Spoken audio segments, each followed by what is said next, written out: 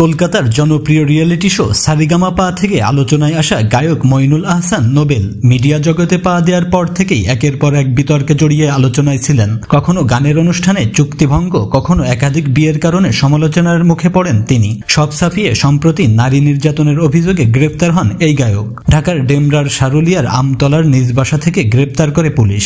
উঠতি এই সঙ্গীত শিল্পীর বিরুদ্ধে অভিযোগের তালিকা দীর্ঘ, যা তার পেশাগত ও ব্যক্তিগত উভয় ক্ষেত্রেই বিস্তৃত। ইতিপূর্বে প্রায় 2 বছর আগে প্রতারণার মামলায় গ্রেফতার হয়েছিলেন তিনি। একটি অনুষ্ঠানে অংশগ্রহণের প্রতিশ্রুতি দিয়ে অগ্রিম টাকা নিলেও অনুষ্ঠানে যাননি। এ ঘটনায় 2023 সালে তার বিরুদ্ধে মামলা দায়ের করা হয়েছিল। এছাড়াও 2023 সালে আবারও আলোচনায় আসেন নোবেল, যখন গোপনে বিয়ে করেন খুলনার ফুড ব্লগার ফারজানা আরশিকে। সামাজিক মাধ্যমে ছবি ও পোস্ট দিয়ে বিয়ের খবর জানান নোবেল নিজেই। ফারজানার এটি ছিল দ্বিতীয় বিয়ে।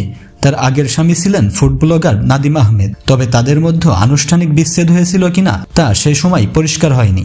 এর আগে 2019 সালের 15 নভেম্বর সালসাবিল মাহমুদকে বিয়ে করেছিলেন নোবেল, কিন্তু 2023 সালের মে মাসে মাদকাসক্তির কারণে তাদের বিবাহ বিচ্ছেদ ঘটে।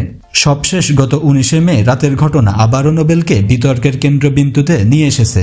জাতীয় জরুরি সেবা নম্বর 999-এ কল পেয়ে পুলিশ ডেমরার সারুলিয়ার আমতলার তার বাসা থেকে এক নারীকে উদ্ধার করে। পরে সেই নারী থানায় মামলা করেন, যার ভিত্তিতে রাত 2টার দিকে ডেমরার স্টাফ কোয়ার্টার এলাকা থেকে অভিযান চালিয়ে নোবেলকে গ্রেফতার করা হয়। তো বন্ধুরা, ভিডিওটি নিয়ে আপনাদের মন্তব্য কি জানিয়ে দিন কমেন্ট বক্সে। আর আমাদের চ্যানেলে নতুন হলে সাবস্ক্রাইব করুন। ধন্যবাদ সবাইকে।